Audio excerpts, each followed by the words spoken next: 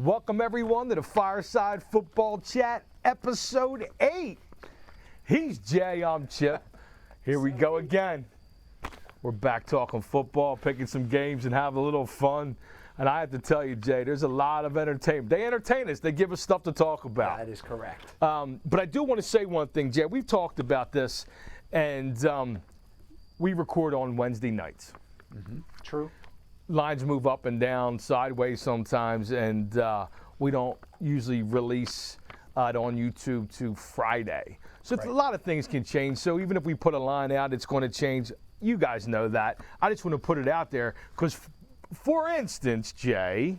Go ahead, deliver. I threw a pick out last week of the run Army against East Carolina. And I said to East Carolina, take them at 15.5. The good news is, by Friday, Saturday, it closed at 17.5. So if you would have taken that, they would have covered. Not saying that to make it feel good for me, but a couple extra points is not going to hurt, right, Jay? That's correct, man. You know? It does. It moves. And I'm glad you pointed that out, Chip, to the viewers, because for some of you who might not have known that, and they're going, wait a minute, you're telling us the line is this. I looked, whatever it is. Exactly. And it's this. Again, as Chip mentioned, we do our filming on Wednesday evenings and then usually put it out Fridays. So we have no control over what happens to the line. It just doesn't.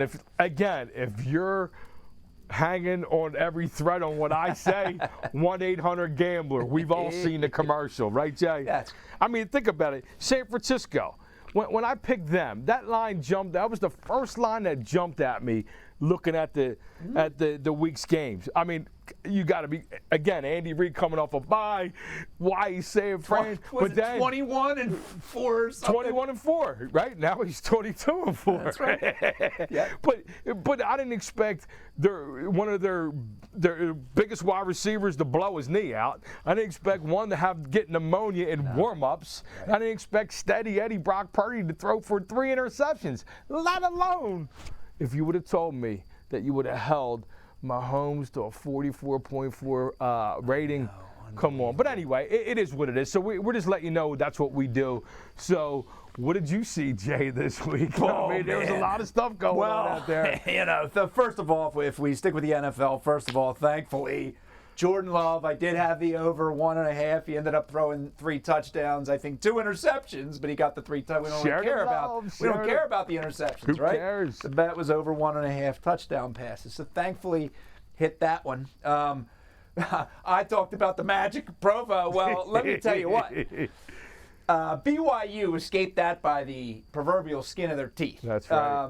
That easily could have been a loss. Did not cover there. That was -9.5 at home against Okie State. Okie State plays the game of the season and still loses, unfortunately. But BYU did not cover.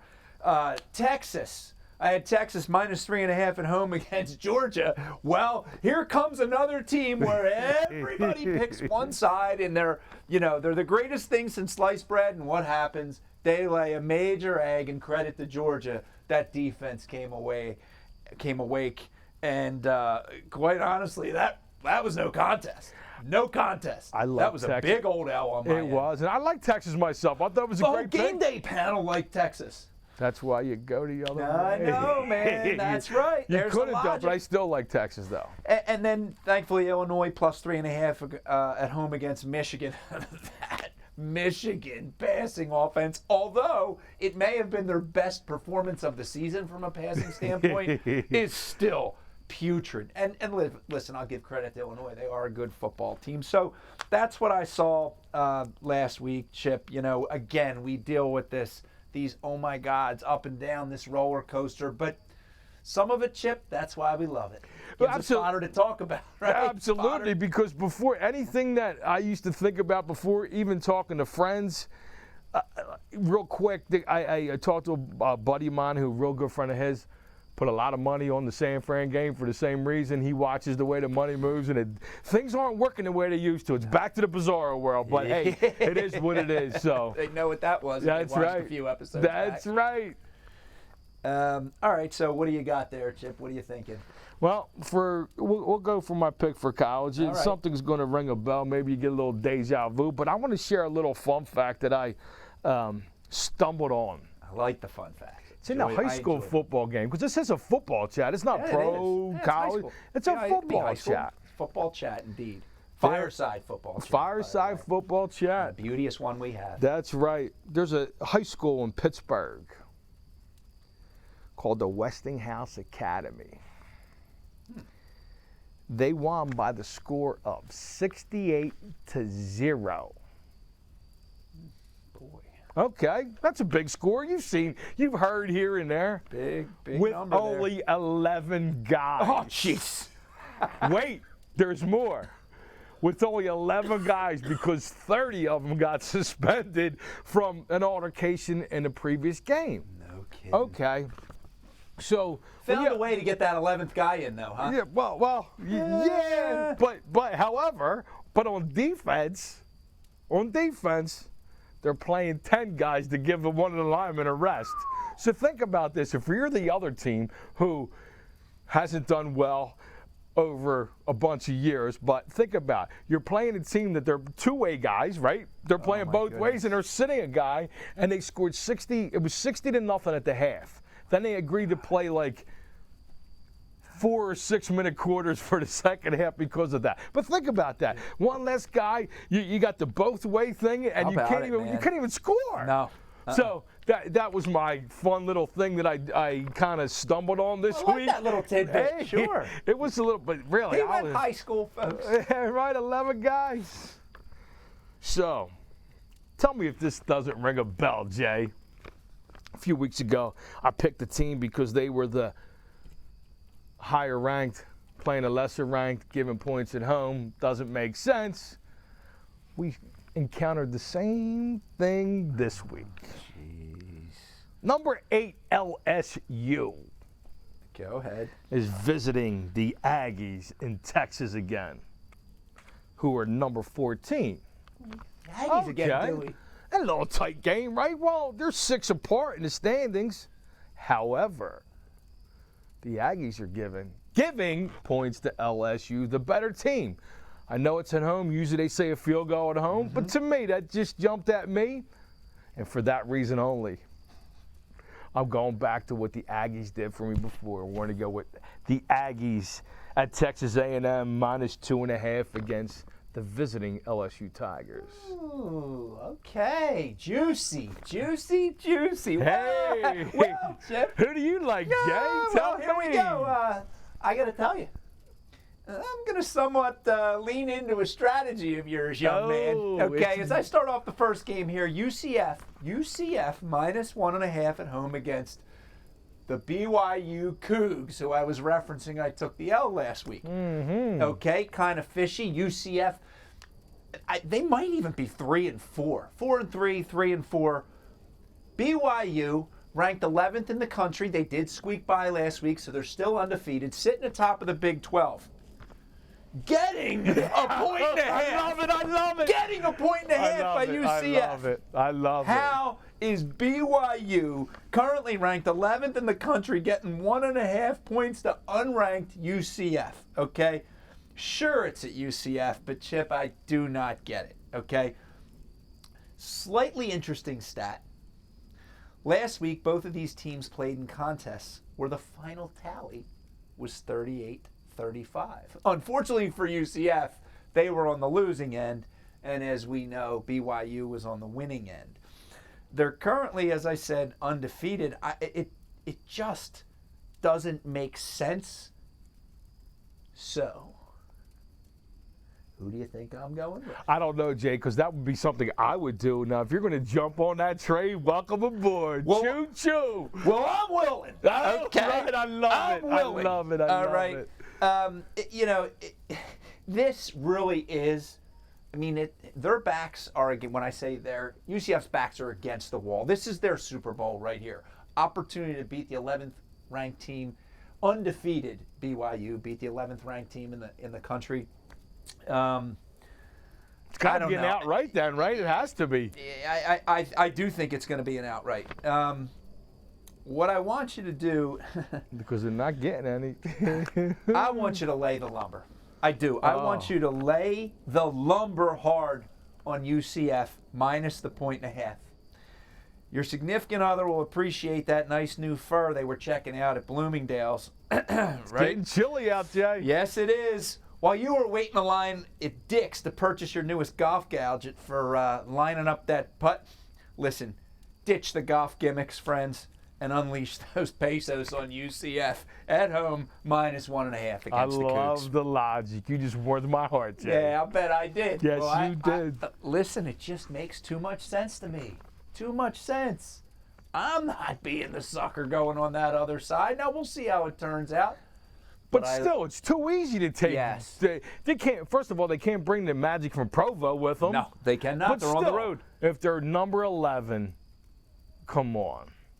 We'll see how it works out, but I like your logic. I'm with you. I love it. Next up, Ole Miss, minus 20.5 at home against Oklahoma. Oh, my God. When I tell you that Oklahoma's offense is offensive, oh, boy. The Sooners' offense, you ready for this? The Sooners' offense ranks 100 or worse in 10 different offensive categories. Brent Venables, by the way, could very well be on the train to We Hardly Knew You'ville. Okay. Wow. If he doesn't get this thing turned around soon, it's going to be trouble. Numbers, Chip, I got him for you. How about 15, 3, and 9? 15, 3, and 9. Any idea? No, I don't. Well, they're just the point totals for the Sooners. Their last three home contests, home games. Their last 3 home games. That is offensive. And by the way, none of which they won. Now, currently sitting at 4-3 and fading quick, the Sooner squad opened the season in both polls at 16. Okay. Overrated would be an understatement for this team, especially considered who their wins have been against. As a few of those teams, you'd need to get out the mirror to check for signs of life. Wow. All right? Yep. Bad. Ole Miss is 5-2, and after a tough overtime loss against LSU last week, they're hanging on to their proverbial football life, knowing that they cannot lose another game in the SEC and expect to make the playoffs. With their backs against the wall, bolstering an explosive offense with Jackson Dart as their trigger man, I do believe that the Rebels will deliver big this week. With the home crowd behind them, the Sooners playing for next to nothing, quite honestly, the Rebels are going to open the offensive playbook and generate a large lead quickly, I believe, suffocating the Sooners and forcing multiple turnovers in the second half that the Rebels consistently capitalize on. Ole Miss, minus 20.5 at home versus the offensively challenged and anemic Oklahoma Sooners. Do not, I repeat, folks, do not let the line scare you in this one. Hammer the Rebels and enjoy yourself.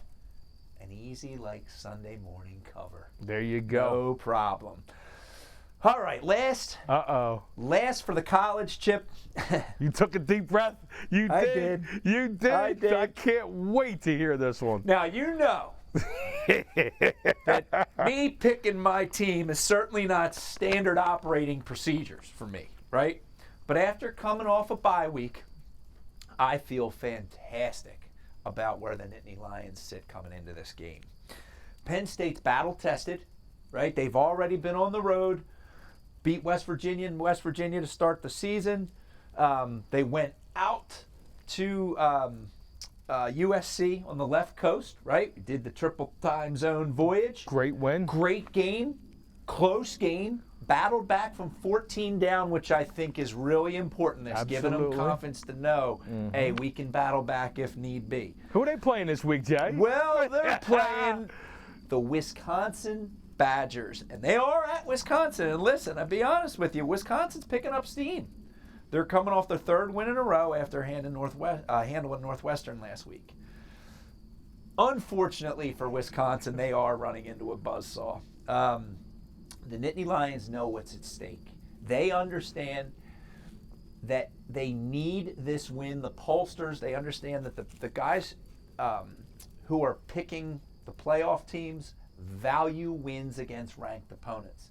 They understand that this is an important one. So, As far as matchups go, this is going to be a bad one for Wisconsin.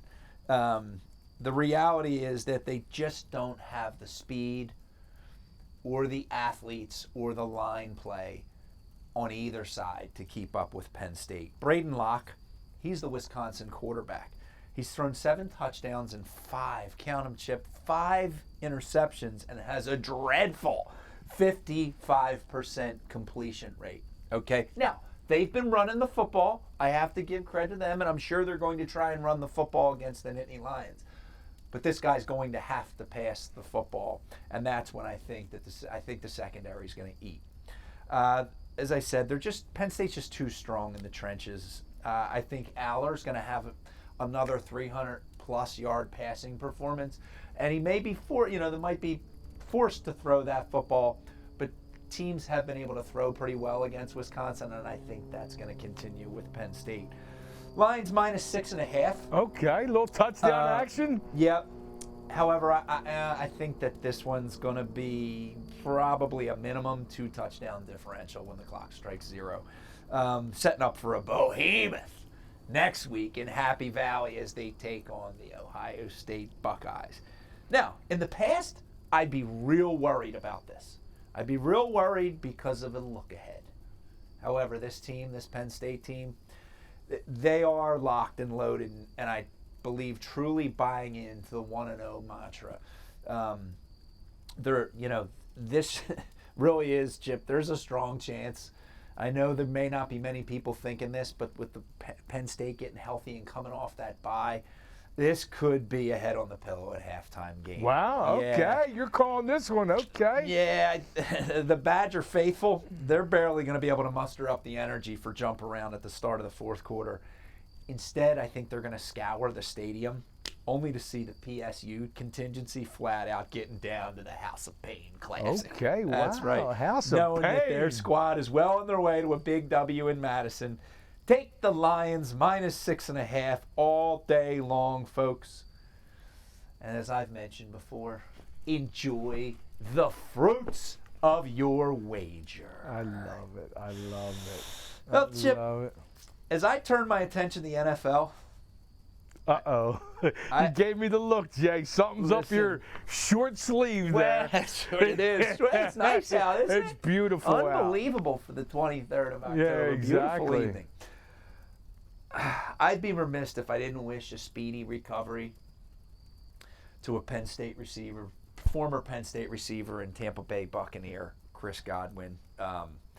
He was having, to me, an epic almost finally, season. Right? Epic season. In his second year removed from the ACL surgery, and now to watch him shatter his ankle is just, it's heartbreaking. It is. I have to tell you, and I understand that it's football. Injuries happen. But Chip, what in the world was he doing in the game at that point? Game's over. Mike Evans, the other stud wide receiver, has already been taken off the field. He's injured. I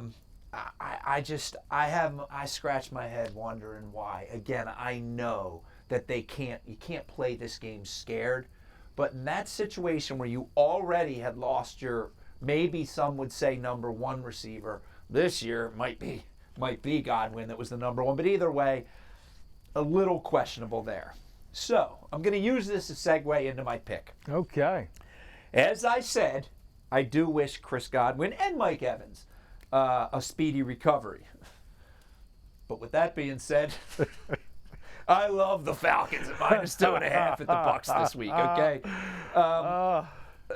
Losing both Godwin and Evans is an absolute gut punch. You know what, Jay? Offense. I was looking, actually, we were talking about the other night, I was looking forward to seeing Baker Mayfield. Not that I'm a fan of his, but, he was, where was he picked in the draft? Listen, yeah. Who did he go to? Where is he at now? But and he's not making $60 million or 55 or 50 to see that if you assemble a team around you. So I was looking forward to that, and that was just taken away. So yeah, it's a shame. But when we're talking about, picking games, here we are, right? It's not about the heart. It's about the money. That's right.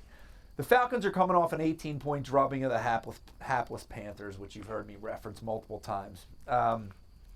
and multiple, probably 10 times this year, maybe. With their defense playing well and the two-headed monster, Bijan Robinson and Tyler Algier in the backfield, coupled with the rifleman himself, Curtis Cousins, and his favorite target, Drake London, the Falcons will run roughshod all over Tampa Bay on Sunday, leaving Baker Mayfield and the Bucs pining for the dynamic duo of Evans and Godwin to get back on the field faster than poop through a goose. Take the Falcons, folks, -2.5 as they go into Tampa Bay and enjoy themselves what I believe will be a double-digit victory, easily securing the cover. Now over to my compadre, Chip. There you go. I can't wait to hear what you got for the NFL picks, partner. Could be interesting. Okay, let's talk a little NFL, Jay. Let's do it. Do you realize, you remember when, was it last year? Miami scored 70 points in a game? Oh, jeez. I think it was last year. Yeah, I think it was, season, right? They came out the gate 70 points. Yep. After week 7. I don't even know if they have a bye. Guess how many points they have scored this year so far, Jay?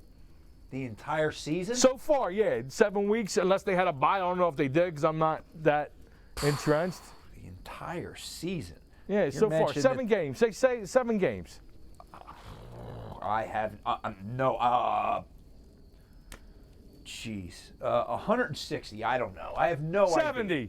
70. 70. 70. You mean the amount they scored in the game last year? Okay. 70. Wow. That's it. That's like 10 points a game. Hey, we weren't lying, were we? With the getting it out of the old driveway, huh?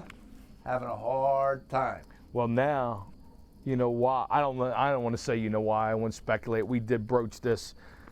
Tua's coming back. I mean, I know they need him because of that, but boy, do they need him.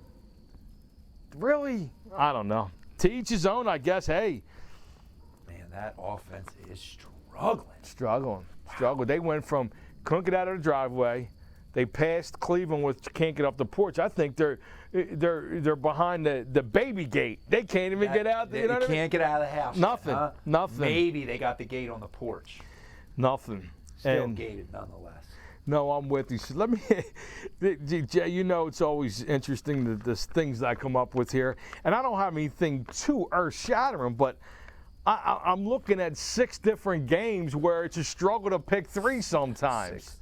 I mean, talking about your Atlanta Falcons that you picked. Seattle loses at home twice. Arguably one of the biggest home field advantage, I mean, up in the Pacific Northwest. I know. They can't win, and they lose to the Giants, and then they come all the way across the country and down the bottom near there and beat Atlanta. Go figure. Now they're going back again. And guess who's coming to town, Jay? Where's the old noggin taking you, lad? Guess who's coming to town? I'm going to jump on this train. I am, but the Bills are coming in. Bills are giving them 3 points. They just got a new receiver. Oh, by the name of Amari Cooper. Oh, yeah, man. And I'm not saying he's gonna, but he's decent. He's solid. He's He's solid. got to feel some level of rejuvenation. Plus, you got a great quarterback. Yep. And Josh Allen probably feels the same way. Sure. And I enjoy watching. So I'm going to go with the Bills -3, going into Seattle and see if we can give them another home loss. All right, yeah. Hey, screw that home field. If the Giants can do it, my goodness, that's the what I mean. Giants who got hammered by the Birds. That's what scares me. That's what scares me, Jay. Well, because we know. Well, yeah. Right? A plus B never equals C. Not exactly, this season. And it's one of those things that, hey, we just keep trying and plugging away.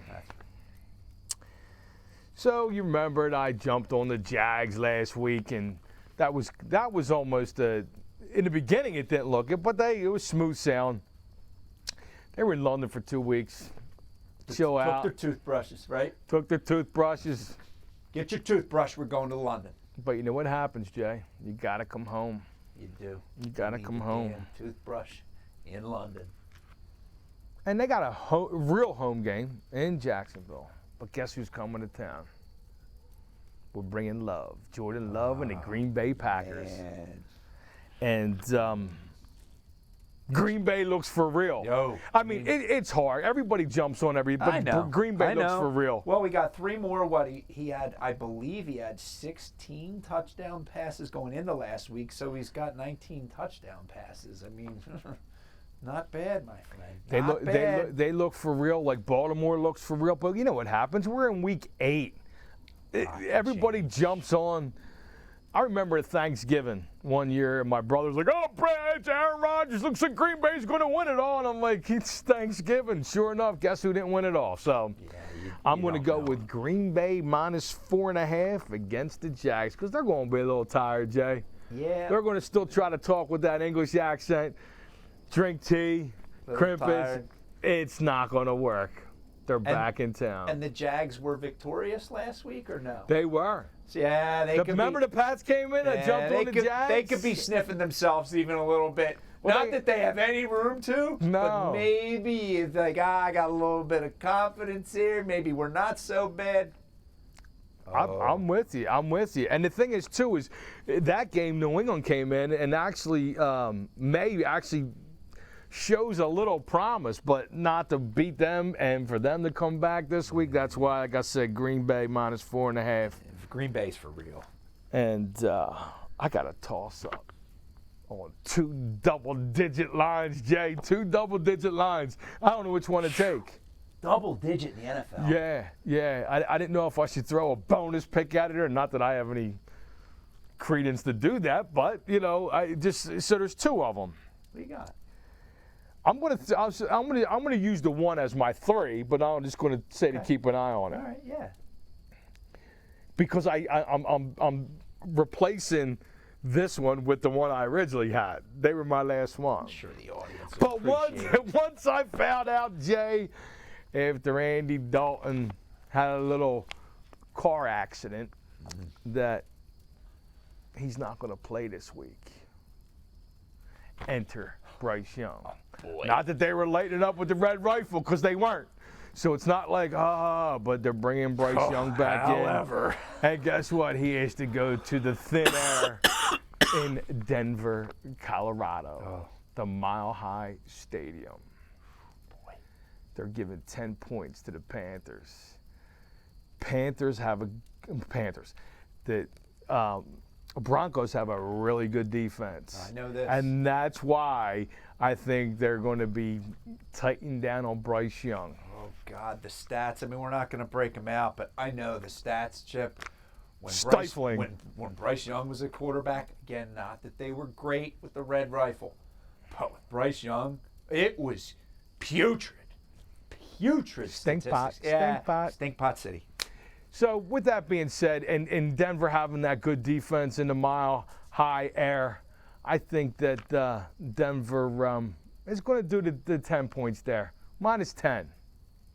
I'll throw the other one out there because we still got to bring in the Magic 8 Ball. Magic 8 Ball makes Actually, you know what? We're makes an appearance again. We're going to save that one for that last pick. We'll throw that into that one. So we're going to pull the Magic 8 Ball out because where's it at? Oh, there she is. There it is. Massage. Back for another tour. The massage. So we're going to go. I'm going to switch it and massage it at the same time. Pulling the double whammy. Yeah. Don't mess with Carmen now. So the Bills going to Seattle. Minus 3 against the Seahawks. Get out the flashlight.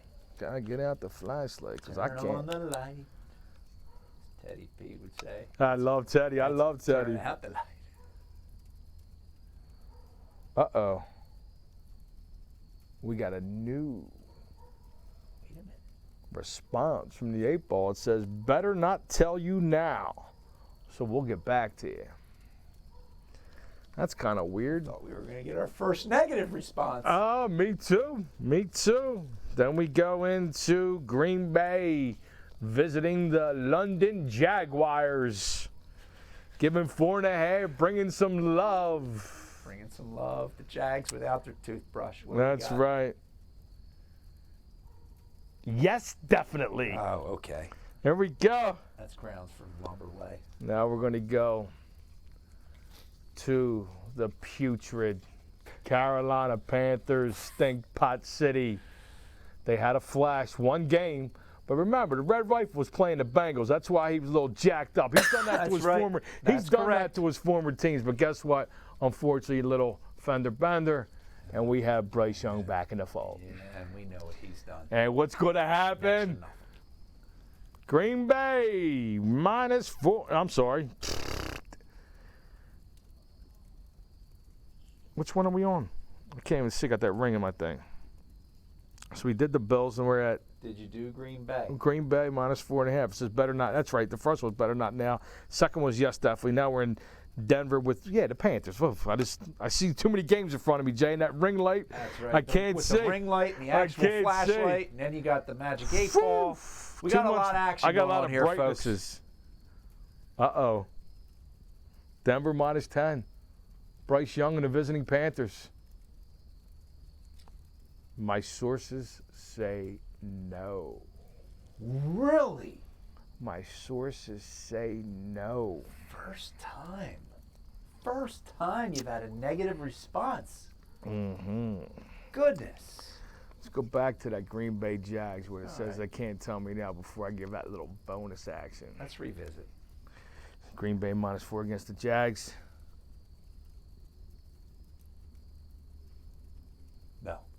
Very doubtful. Oh, my goodness. Oh, we got a waiver on 2 picks now. Huh? Better yet, they must know we're throwing a bonus pick in there. So the original one that I had in there, Jay, 2 weeks ago, Detroit goes in with a little vengeance, blows out my Cowboys. On purpose, blows them out. They were a little disenchanted from last year. They go in this week, which I picked Minnesota -1. And guess where they were? They were going to push like kissing your sister. I didn't lose, but guess what? With 15 seconds left, Detroit steals a win. They're for real, too. But now they're coming home against the dreadful Tennessee Titans. They are on the strong bus. Who just got rid of DeAndre Hopkins. He wasn't the old DeAndre Hopkins, but he's still, there's things going on. And who's the quarterback this week? I don't think Levis is. I thought I heard that. I saw some, I think I read that quarterback too. change. Don't remember who it is. It doesn't matter. But I did see that they're going to do a QB So we got change. Detroit -11 at home against the Titans. Outlook good. All right. So there you have the picks. Man, maybe next week the 8 ball might be going in the fire. I don't know. Right? Or we keep them because they're picking the right ones. Because it's picking the right ones. That's right. It could be in the oven. You go head first or not. That's right. That's right. So now we have our other segment. And here we come in. I think he's back on U.S. turf. We believe. Could be. I don't know. But here comes Mr. Monday Night, Jay. Good old Mr. Monday Night. That's right.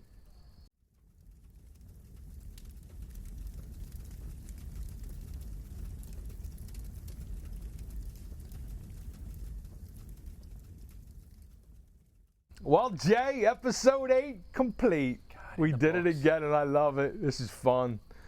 And hopefully we can bite them early and bang them later. You know what I mean? Man, hopefully we can get in there, get a couple victories this week.